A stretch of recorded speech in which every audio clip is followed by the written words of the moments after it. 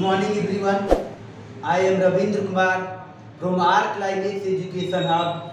Most welcome in our Climax Education Hub.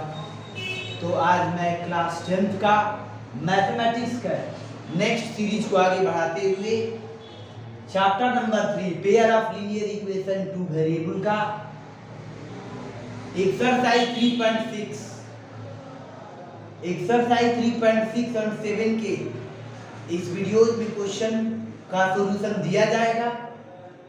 यह part 14 है, यानी पार्ट 13 अभी तक बदलाए गए हैं।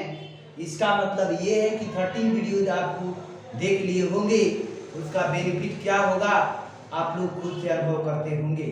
तो रेगुलर बेसिस पर वीडियो को ध्यान में देखें और खुद से प्रैक्टिस भी करें।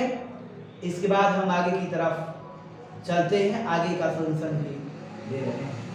तो ध्यान दीजिए, एक्सरसाइज 3.6 में दो क्वेश्चन, वन क्वेश्चन तो बन चुका था। क्वेश्चन नंबर 2 में वर्ड प्रॉब्लम थे और उस वर्ड प्रॉब्लम में ध्यान दीजिए, उस वर्ड प्रॉब्लम में ये दिए गए थे। Question number 2, question number exercise 3.6 का क्वेश्चन नंबर 2 का हम सेकेंड देख रहे हैं। इसमें क्या दिए गए हैं, 2 women and 5 men, 2 women and 5 men can together finish embroidery work। एक एम्ब्रॉयडरी वर्क को 4 दिन में जो है फिनिश कर रहे हैं, यानी 2 वुमेन और 5 मेन जो है एक साथ यदि वर्क कर रहे हैं तो 4 दिन में खत्म कर दे रहे हैं। जबकि दूसरी तरफ दिया है, दूसरे केसेस में 3 women and 6 men can finish it in 3 days। 3 women और 6 men जो है 3 days में फिनिश कर दे रहे हैं। Find the time taken by one woman, find the time taken by one woman alone to finish the works and also time taken by one man। यानी एक man अकेला कितने दिन में फिनिश करेंगे और एक वुमन कितने दिन में फिनिश कर देंगे, उसी को निकालना है। तो हम ध्यान देते हैं, क्या करते हैं, let time taken to complete the work, let time taken, let time taken to finish, time taken to finish the work by a man b x days ले रहे हैं, यानी x डेज ले रहे हैं, क्योंकि फिर इसके बाद and that of a woman, यानी यही काम करने हैं, एक वुमेन के द्वारा बी वाई डेज, इससे एक्स डेज लगा, इससे वाई डेज ले ली। इसका मतलब एक काम को एक मैन एक्स डेज में फिनिश किया और एक वुमेन जो है वाई डेज में।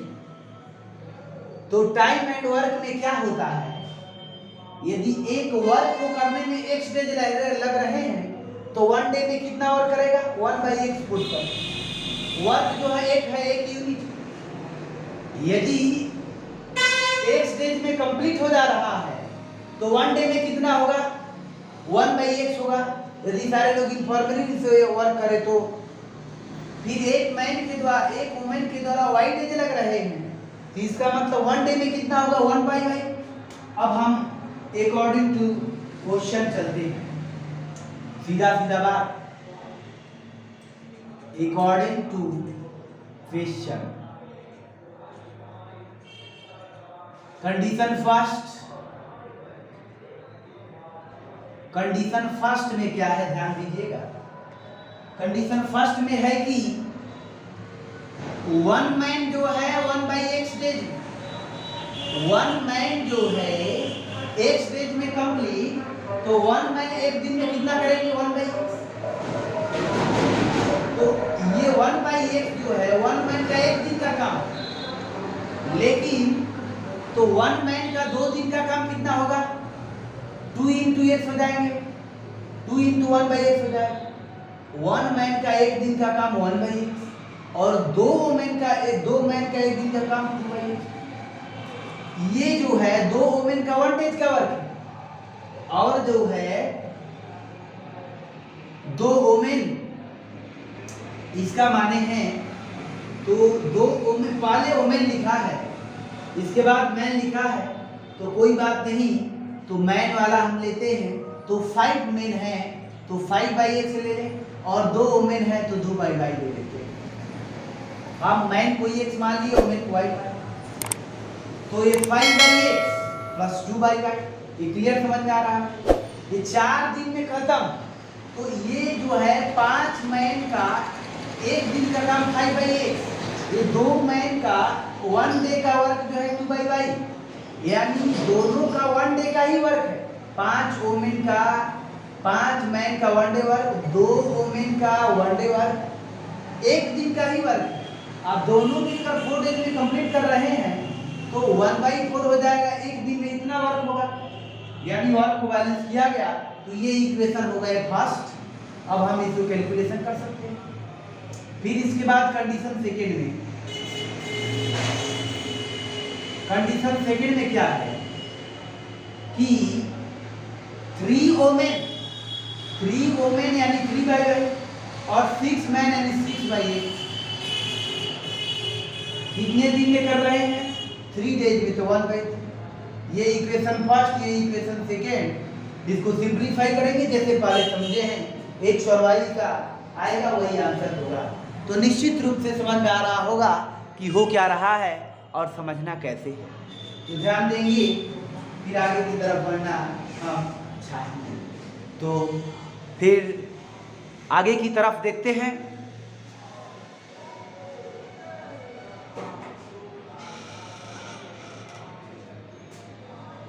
इसके बाद जो है स्क्रीनशॉट ले लेंगे। नेक्स्ट क्वेश्चन नंबर, अब इसको सिंप्लीफाई तो कर लेनी होगी। थर्ड में हम देखते हैं थर्ड में क्या दिए गए। तो थर्ड में क्या है,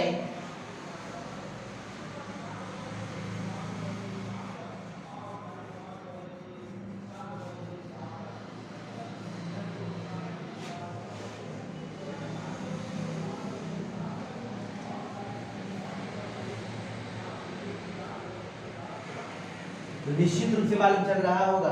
थर्ड में इस प्रकार से दिए गए हैं, रूही ट्रेवल 300 किलोमीटर, हर टाइप के क्वेश्चन दिए गए हैं। 300 किलोमीटर हर होम पाटली बाई ट्रेन और पाटली बाई बस, 300 किलोमीटर है रूही के द्वारा ट्रेवल किया जा रहा है, कुछ भाग ट्रेन के द्वारा, कुछ भाग बस के द्वारा। टी टेक 4 आवर की सी ट्रेवल 60 किलोमीटर, यह जो है सी टेक्स 4 आवर्स लेती है क्या, इफ है she travel 60 kilometre by train and remaining by bus, यानी 60 किलोमीटर जो है बस के द्वारा और जितना बचा 60 किलोमीटर जो है ट्रेन के द्वारा, और जितना बचा जो है यदि बस के द्वारा तय की दूरी, तो उसको टोटल इस डिस्टेंस को कवर करने में 4 आवर्स लग रहा है। फिर दूसरी तरफ यदि 100 किलोमीटर ट्रेन से चलती है और बाकी डिस्टेंस को बस से चलती है, तो उससे जो है 10 मिनट ज्यादा लग रहा है, 10 मिनट ज्यादा लग रहा है। इसका मतलब 4 आवर्स 10 मिनट लग रहा है। तो find the speed of the train and speed of the bus. तो हम क्या करते हैं कि let the speed of train be x kilometer per hour and speed of bus be y kilometer per hour। तो निश्चित रूप से समझ में आ रहे होंगे। ये क्लियर मालूम होना चाहिए कि distance equal to speed into time होता है। तो टाइम इक्वल टू क्या होगा, डिस्टेंस अपॉन स्पीड होगा। अब अकॉर्डिंग टू क्वेश्चन चलते हैं। According two questions condition first में क्या है, फर्स्ट में है कि यदि 60 किलोमीटर इसमें स्पीड का मान लिया गया है, ट्रेन का स्पीड जो है x और बस का y, तो पहली केसेस में 60 किलोमीटर ट्रेन से चला, तो ट्रेन 60 किलोमीटर कवर करने में कितना टाइम लगेगा, ट्रेन का स्पीड ये है, तो डिस्टेंस अपॉन स्पीड ये हो गया टाइम। इसका मतलब 60 किलोमीटर ट्रेन के द्वारा कवर करने में इतना टाइम लगेगा, यह डिस्टेंस का स्पीड है तो ये टाइम बताया, और ये टाइम और 300 किलोमीटर है तो 300 में से 60 जाएगा 240 बचेगा, यानी 240 किलोमीटर जो है बस के द्वारा, और बस का स्पीड ये है तो बस के द्वारा टाइम लग गया 240 किलोमीटर, और यानी वाई स्पीड से चलेगा तो कुछ टाइम लगेगा, और ये टाइम और ये टाइम दोनों मिलकर 4 आवर्स लग रहे हैं, दोनों मिलकर जो है 4 आवर्स लग रहे हैं। तो ये इक्वेशन फर्स्ट हो गया। फिर आगे की तरफ इसको और सिंप्लीफाई आसानी से कर सकते हैं, और इसमें कॉमन लेकर काट सकते हैं, और यदि हम कॉमन ले लें तो ये क्या हो जाएंगे 15/x, फिर इसमें यदि 4 कॉमन ले ले तो ये हो जाएगा 60/y, ये हो जाएगा 4 4 4 कैंसिल आउट, यानी 15/x और 60/y इक्वल टू 1 हो जाएगा। आसानी से कॉमन ले सकते हैं। और फिर इसके बाद दूसरा कंडीशन में क्या है, कंडीशन नंबर सेकेंड क्या है कि ये इसमें दिए गए सी ट्रेवल 100 किलोमीटर ट्रेन, तो ट्रेन का स्पीड ये है, तो 100 ये 100 क्या है, ट्रेन के द्वारा डिस्टेंस कवर किए गया, एक से क्या है ट्रेन का स्पीड, इसे डिवाइड करेंगे तो ट्रेन के द्वारा 100 किलोमीटर डिस्टेंस कवर करने में ये इतना टाइम लग गया। इस टाइम को फिर अभी कितना 300 में से 100 किलोमीटर हो गया तो 200 किलोमीटर और बचा, ये जो है बस के द्वारा, तो बस के द्वारा 200 किलोमीटर को डिस्टेंस कवर करने में इतना टाइम लगा। फिर इसके बाद क्या करेंगे, ये वाले टाइम और ये वाला टाइम, दोनों टाइम को जो है यदि ऐड की तो कितना लग रहे हैं 4 आवर्स 10 मिनट्स लग रहे हैं। 4 आवर्स 10 मिनट, इसका मतलब ध्यान दीजिए 10 मिनट का मतलब ये है, 10 मिनट का मतलब आवर में चेंज करें तो 10/60 यानी 1/6 हो जाएगा। अब देखिए, अब 4 आवर्स और जो है 10 मिनट ज्यादा, इसका मतलब 1/6, तो इसको कैलकुलेशन कर ले तो 6 4 24 और 24 125 25/6, यानी यह दूसरा इक्वेशन है, ये फर्स्ट इक्वेशन और ये सेकेंड इक्वेशन, दोनों इसको और भी सिंप्लीफाई कर ले, 25 कॉमन ले लिए जाए तो 4/x हो जाएगा, इसमें तो 8/y हो जाएगा, आई 25/6 25 कैंसिल आउट, 4/x 8/y और 1/6। ये सेकेंड इक्वेशन दोनों को सॉल्व करेंगे, जैसे डिस्ट्रीब्यूट फॉर्मूला दिए गए हैं तो x और y का वैल्यू आंसर आएगा, कैलकुलेशन करने के बाद निश्चित रूप से मालूम चल रहा होगा। इसके बाद हम आगे की तरफ बढ़ना चाहेंगे। तो एक्सरसाइज 3.6 फिनिश हो चुका है। अब समझिए कि एनसीईआरटी जो है फिनिश हो चुके हैं। इसके बाद एनसीईआरटी में ही दिए गए हैं एक पोर्शन एक्सरसाइज 3.7 जो नॉट एग्जामिनेशन पॉइंट व्यू से है, लेकिन उसको ध्यान देंगे 3.7 को यदि बना लेते हैं तो जो उसमें टफ क्वेश्चन दिए गए हैं, तो किसी भी जो बुक है आर.एस. अग्रवाल हो या इसके अतिरिक्त आर.डी. शर्मा हो, उसके टफ क्वेश्चन निश्चित रूप से बन जाएंगे। तो एक्सरसाइज 3.7 को उसको भी समझने का प्रयास करेंगे। वह जो है वही जो है आपके एक्स्ट्रा बुक्स का क्वेश्चन है। इसमें वैसे तो वर्ड प्रॉब्लम तो इन्फिनिटी होते हैं, लेकिन हर एक टाइप के एनसीईआरटी में दे दिए गए हैं। तो सारे जितने भी दिए गए वर्ड प्रॉब्लम उसको, इसके बाद एनसीईआरटी के लास्ट एक्सरसाइज 3.7 जो ऑप्शनल के अंतर्गत आता है उसको यदि बना लेते हैं तो दूसरे बुक के क्वेश्चंस जो टफ क्वेश्चन होते हैं उससे और टफ क्वेश्चन नहीं पूछे जाते हैं। तो ध्यान देंगे, आगे एक्सरसाइज 3.7 की तरफ चलते हैं। एक्सरसाइज 3.7 में चलेंगे। 3.7 में क्या दिए गए हैं, इसके बाद हम ध्यान देंगे। 3.7 में 8 क्वेश्चन दिए गए हैं, लेकिन 8 क्वेश्चन में क्वेश्चन के अंदर भी क्वेश्चन दिए गए हैं, इसीलिए टोटल मिलकर बहुत सारे क्वेश्चन हो जाएंगे। 20 क्वेश्चन से भी ज्यादा हो जाएंगे, तो निश्चित रूप से समझेंगे। एक्सरसाइज 3.7 वेरी इंपॉर्टेंट है, तो निश्चित रूप से ध्यान देंगे। एक्सरसाइज 3.7 क्वेश्चन नंबर फर्स्ट ये है कि दो फ्रेंड्स हैं अन्नी एंड बीजू, दो फ्रेंड्स हैं अन्नी एंड बीजू। वर्ड प्रॉब्लम से ही स्टार्ट किया है, जिसकी एज में 3 इयर्स का डिफरेंस है। थोड़ी सी लॉजिकल क्वेश्चन इसमें जरूर दिए गए हैं।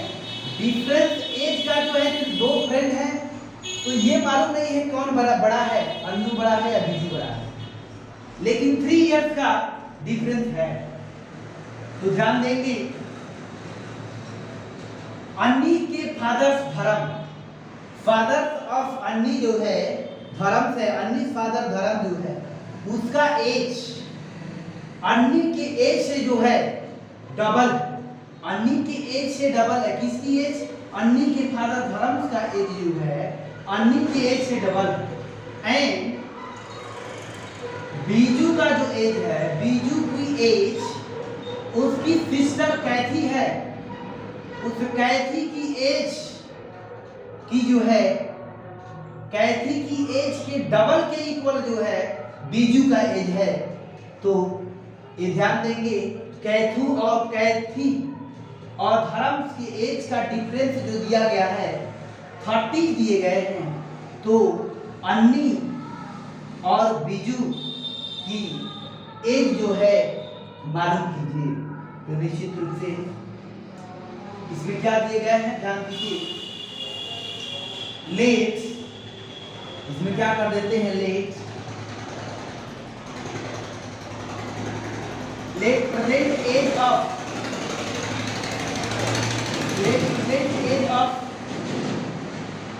Late age of Anni be X year and that of Biju, यानी बीजू का एज, यानी बीजू है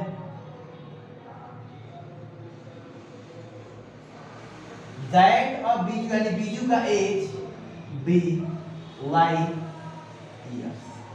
देन इसी के अकॉर्डिंग इसी पर डिपेंड है धर्म का age of Dharm will be, इसकी क्या है, अन्नी के फादर धर्म की एज अन्नी की एज की दुगनी, यानी x माने है तो ये 2x हुआ। फिर इसके बाद and as of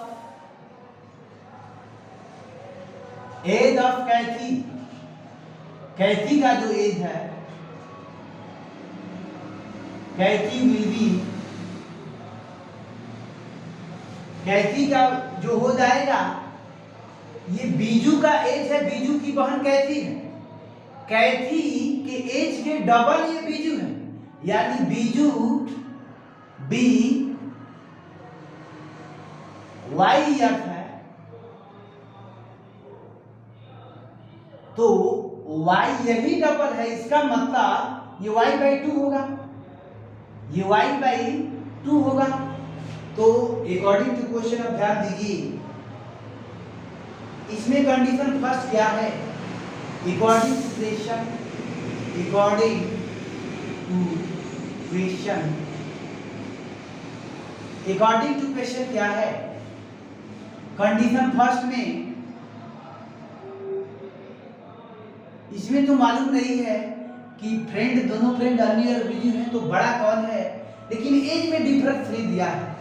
condition first में हम लेते हैं, ऐसा भी यदि एक्स बड़ा हो यानी अन्नी बड़ा हो बीजू से, तो इसका मतलब ये है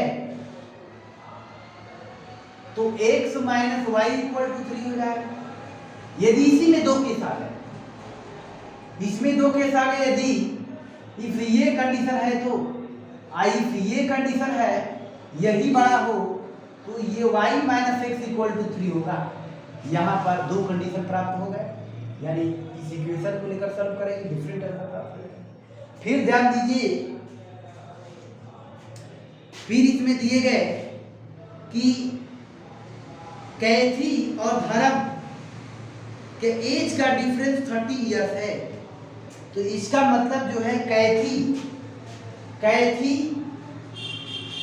यानी 2 फ्रेंड अन्नी और बीजू के डिफरेंस 3 इयर्स था, लेकिन कैथी और धर्म के एज, ध्यान दीजिए इसमें क्या है, किसके फादर हैं, अन्नी के फादर जो हैं, अन्नी के फादर धर्म है। फिर इसके बाद और दूसरा फ्रेंड जो है बीजू, बीजू की बहन कैथी है, तो धर्म का एज जो है क्या है। अब फिर दूसरा कंडीशन सेकंड दिए गए हैं, कंडीशन सेकंड, तो धर्म का एज क्या है, ये 2x, धर्म का एज क्या है 2x, और यह जो है इससे बड़ा है कैथी, इसकी बहन कैथी से, ये कितना ईयर्स बड़े हैं तो 30 इयर्स। ये इक्वेशन हो गया, दोनों इक्वेशन को सिंपलीफाई करेंगे। यदि ध्यान दीजिए, इसको लेंगे तो x और y का डिफर आएगा, x y का कुछ आएगा, जब फिर इसको और इसको लेंगे तो x y का डिफर आएगा, यानी 2 सॉल्यूशन हो गए। यानी हम पहले लेते हैं इसको इक्वेशन 1 फर्स्ट लेते हैं, इसको जो है सेकंड ले लेते हैं, इसको हम थर्ड ले लेते हैं। फिर पहले क्या करते हैं, फर्स्ट और सेकंड को करेंगे, इसको कभी नहीं कर सकते हैं, क्योंकि फर्स्ट कंडीशन में है, सेकंड में, फर्स्ट और थर्ड को हम लेते हैं, यानी इसको कह दे सेकंड, ये समझिए कि ये थर्ड है। देखिए फर्स्ट सेकंड को लेते हैं, सेकंड और थर्ड को लेते हैं, तो पहली बार में ये लेते हैं तो इसमें क्या करनी होगी, x minus Y equal to 3, 2x minus Y by 2 equal to 30 है, तो क्या कर देंगे हम, यदि y से मल्टीप्लाई कर देंगे तो इसमें हम यदि y 2 से मल्टीप्लाई कर देते हैं तो क्या हो जाता है, ये 2 टू द 4x हो जाएगा, 2 टू द 4x हो जाएगा, और ये क्या हो जाएगा, सिर्फ y हो जाएगा, ये क्या हो जाएगा, 60 हो जाएगा। क्लियर प्राप्त है, 4x 2 कैंसिल माइनस y आ गया, 60 हो जाएगा। फिर अब इसके बाद क्या करेंगे, ये इक्वेशन को फोर्थ मानेंगे, इक्वेशन फोर्थ सब्ट्रैक्ट